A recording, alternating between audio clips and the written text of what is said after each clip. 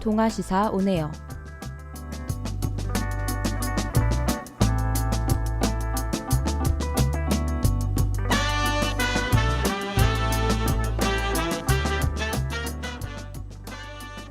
안녕하세요. 동아시사 오네어의 아나운서 이선영입니다. 다들 주말 잘 보내셨나요? 오늘이 월요일이라 그런지 다들 피곤해 보이네요. 그래도 열심히 지내다 보면 또다시 주말이 찾아오니까 걱정하지 말아요. 다들 월요병 이겨내시길 바라면서 오늘 오프닝 곡은 신나는 노래로 준비했습니다. 그럼 노래 한 곡 듣고 오늘의 브리핑 시작할게요. 프로듀스 101의 픽미.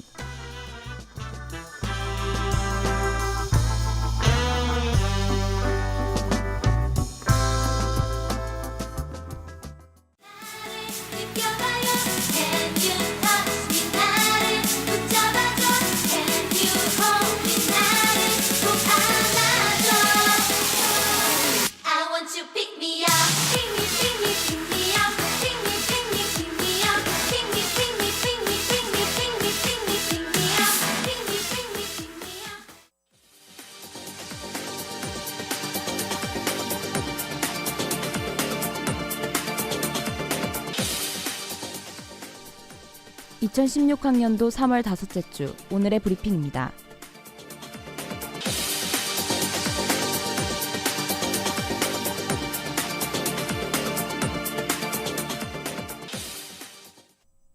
첫 번째 소식입니다. 3월 1일부터 31일까지 동아대 학군단 ROTC 후보생을 모집합니다. 1학년 남학생과 2학년 남녀 학생 모두 지원 가능하며 졸업과 동시에 장교로 인간됩니다. 인간시 7급 공무원 수준의 급여와 복지 등 여러 혜택이 제공됩니다. 더 자세한 문의는 동아대 학군단 또는 가까운 홍보데스크에 문의해 주시길 바랍니다.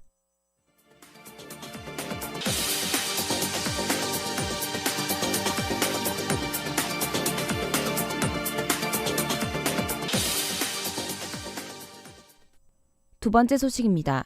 다가오는 4월 1일부터 전공별 연계학위를 수여할 수 있는 종류가 경영학과 외 3개의 학과에도 열리게 됩니다. 인문과학대학의 한국어문학과와 철학생명의료윤리학과, 중국일본학부의 일본학 전공자에 한하여 신설되는데요. 더 자세한 내용은 동아대학교 홈페이지를 참고하시길 바랍니다.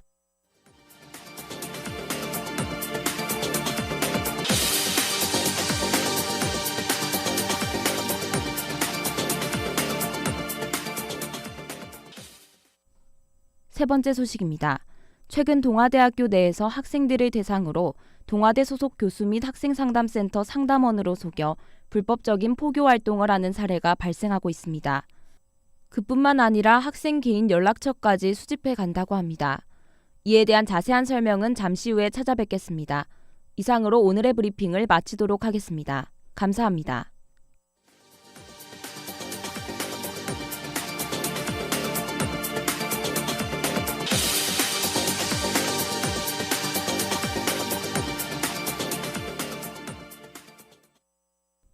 마지막 소식에 대한 동아인의 질문과 자세한 설명을 알아보기 전에 노래 한 곡 듣겠습니다. 유나의 덕수궁 돌담길의 봄. 덕수궁 돌담길 어때? 날씨도 참 좋다는데 빨리 만나고파. 기분 어때? My girl, my girl, my girl. 너랑 같네 my love, my love, my love. 함께 이 길 두 손 꼭 잡고 걸어간대도. 한 학생이 교내 불법 포교 활동에 대한 질문을 주셨는데요. 어떤 질문을 주셨는지 먼저 들어보겠습니다. 요즘 우리 학교에서 불법 포교가 이루어지고 있다고 하는데 어떻게 학생들에게 접근을 하고 어떠한 피해를 입고 있나요? 이에 대한 자세한 설명은 이다은 기자 나와서 함께 이야기해 보겠습니다. 이다은 기자 나와주시죠. 다우뉴스 이다은 기자입니다. 최근 교내에서 불법 포교 활동이 성행하고 있다던데 우선 짧게나마 불법 포교 활동에 관한 정황 설명 부탁합니다. 네, 이 활동은 주로 학생들에게 무료 심리검사나 영성상담을 해주겠다며 접근하는데요. 교내 상담센터 혹은 특정 지역 청소년센터의 소속 상담원인 척 접근을 해 상담이나 수업을 진행한다고 합니다. 그러다 특정 종교의 집회에 참가하도록 하거나 상담료나 수업 참가료 등의 금전을 요구한다고 합니다. 아, 학생들이 믿을 만한 신분으로 속여서 접근하는 시기군요.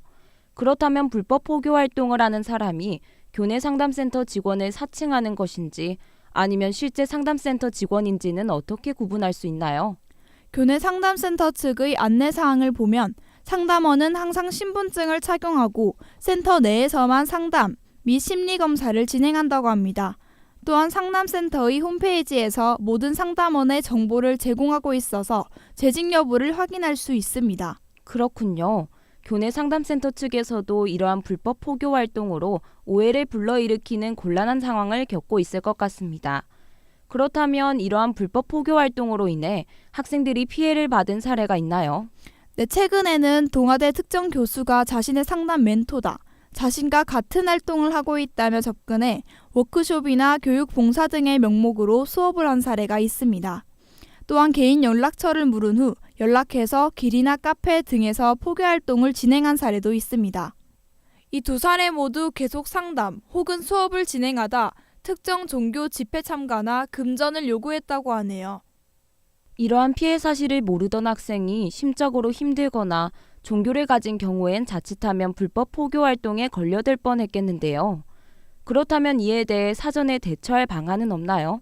불법 포교 활동에 걸려들지 않기 위한 가장 중요한 것은 아무래도 이러한 피해 사실을 숙지하고 신분이 명확하게 증명되지 않는 사람과의 접촉은 피하는 것인데요. 혹여나 자신의 개인정보를 제공했다면 악용될 상황을 대비해서 나이스 평가 정보 크레딧뱅크의 명의도용 방지 서비스를 이용하시면 됩니다. 그렇군요. 이렇게 최근 교내에서 불법 포교 활동이 성행하고 있으니 동아인 여러분은 이를 잘 숙지해서 주의하시길 바랍니다. 지금까지 설명해주신 이다은 기자 수고하셨고요. 2부 시작하기 전에 노래 듣고 오겠습니다. 바스타즈의 찰리 채플린.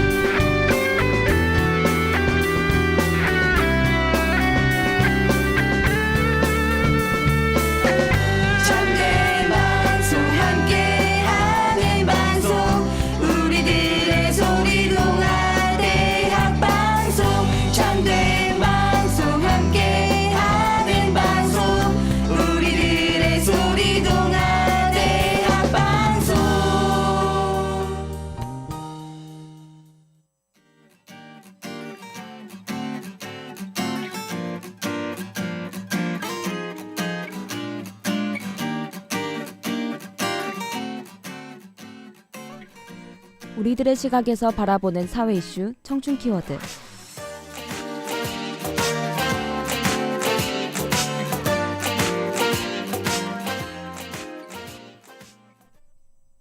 오늘의 첫 번째 키워드는 지카 바이러스인데요. 지카 바이러스는 지난 22일 국내에서 지카 바이러스 감염자가 나오게 되며 주목을 받았습니다. 다행히 감염 환자는 입원한 지 하루 만에 완치돼 퇴원했지만 이에 대해 언론과 한국 사회가 예민하게 반응한다는 논란이 일고 있는데요. 이에 대해 관련 병원 측은 입원 당시 환자는 이미 증상이 사라져 사실상 입원이 필요 없는 상태였다며 퇴원 또한 질병관리본부와 논의를 거쳐 퇴원 조치했다고 밝혔습니다. 현재까지 지카 바이러스에 대한 백신이나 치료법은 따로 마련돼 있지 않습니다. 그러나 약간의 휴식과 수면만으로도 충분히 치료되는 병이라고 하는데요. 특히 이번 감염 환자를 봐도 알 수 있듯이 국내에서 발생한 것이 아닌 외부 유입에 따른 것이고 매개체 또한 이집트 순 모기에 의한 전염이나 전염자의 수혈에 의한 전염만이 이뤄질 뿐 일상적인 접촉으론 감염되지 않습니다. 또한 현재는 모기가 극성을 부리는 여름철이 아니라는 점에서도 안심할 수 있는데요. 반면 이에 대해 국가에서는 첫 확진자 발생 지역을 기점으로 방역당국에 비상이 걸렸다며 이집트 순 모기와 비슷한 종류인 흰줄 순 모기의 감염을 우려해 특별 방역 활동을 하는 중입니다.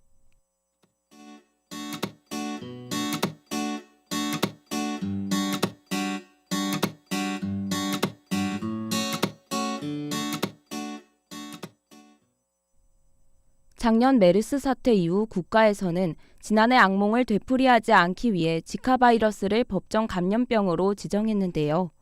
지카 바이러스는 현지에서는 감기 몸살이나 간단한 알레르기성 두드러기 같은 가벼운 질병으로 취급하지만 오늘날 우리나라에서는 지나칠 정도로 민감하게 반응하고 있다는 논란이 있습니다.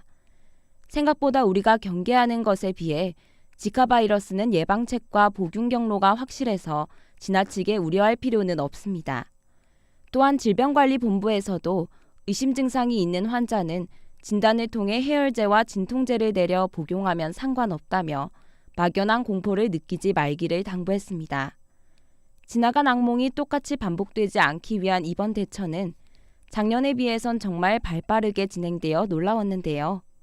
한편으로는 질병에 비해 지나치게 과한 반응을 한다면 오히려 국민에게 쓸데없는 걱정과 공포만 안겨주는 게 아닌가 하는 생각이 들었습니다. 뭐든지 상황에 맞게 하는 것이 중요한데 말이죠. 동아인 여러분들은 지카 바이러스에 대한 대처에 대해 어떻게 생각하시나요?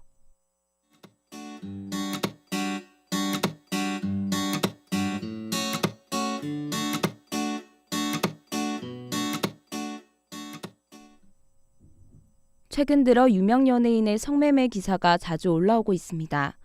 이에 대해 성매매 사실이 확인된 연예인 신상을 공개해야 한다, 말아야 한다에 대한 의견이 누리꾼 사이 논쟁이 되고 있습니다. 논쟁거리가 된 몇몇 기사를 살펴보면 모두 이니셜을 써서 직접적인 신분 노출을 피했는데요. 제일 먼저 조사가 시작된 사건은 작년 4월 미국에서 재미교포 사업가와 성매매한 대가로 3,500만 원을 받은 혐의에 유명 여가수 씨양 사건, 다음날 이어 유명 걸그룹 멤버로 데뷔해 여러 드라마에 출연하며 약 3년 전까지 여러 방면에서 활동하던 애량 사건 등이 있습니다.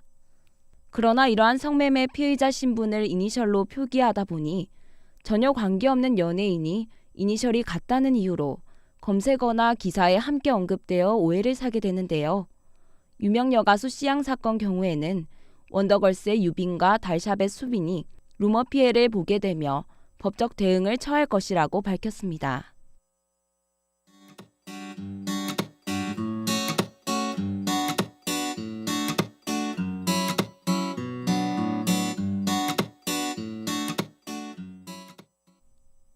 이미지가 가장 중요한 연예계에서는 성매매와 같은 부정적인 기사에 언급되었단 자체만으로도 해당 연예인에겐 큰 타격이 될 텐데요. 이에 대해 이니셜로 피의자의 신분을 대신하는 것은 너무 책임감 없는 행동이 아니냐는 의견이 분분합니다. 연예계뿐만 아니라 공인이거나 중공인이 범죄에 관련될 경우 국내에서는 익명을 유지해주는 경우가 다수인데요. 이러한 기조가 피의자와 피의자 주변 인물에 대한 보호와 인권을 지키는 데 필요하기도 하지만 익명으로 인해 전혀 상관없는 인물이 연루될 수 있다는 큰 단점이 있습니다. 또한 이러한 성매매 사건 기사가 뜰 때면 유독 여자 연예인만 지나치게 비판하는 경우가 많습니다. 성매매는 성매수자와 성매도자, 그리고 둘을 이어주는 중매자가 존재해서 이뤄지는데 대부분의 경우 성매도자보다 성매수자와 중매자에 대한 신상 정보가 부족한 편입니다. 또한 여성 연예인이 성매매를 한 사실이 발각되면 지나칠 정도로 악플이 달리기도 하는데요. 극단적인 예로는 악플에 시달린 여성 연예인이 결국 자살을 하기도 했습니다. 이런 점을 고려해서 연예인 성매매라는 한 사람의 인생을 좌우하는 사건 경우에는 충분한 조사를 통해 3자 관계와 신상을 여론이 오해하지 않도록 명확하게 하는 것이 공정하다 생각합니다. 그렇다면 동아인 여러분의 생각은 어떤가요? 언젠가 남이 되어도 영영 닿을 수 없는 사이 되어도 크러쉬의 잊어버리지 마. 잃어버리지 마. 혹시나 다른 사람의 손 잡고 있어도 영영 닿을 수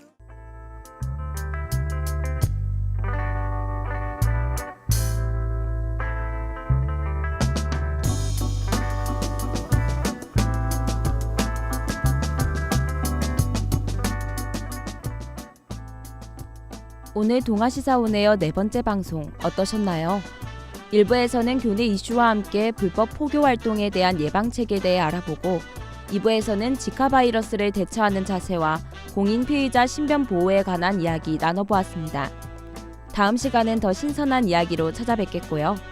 오늘 방송 여기서 마치도록 하겠습니다. 지금까지 제작과 송출의 이다은, 양혜슬 PD 수고하셨고요. 저는 아나운서 이선영이었습니다.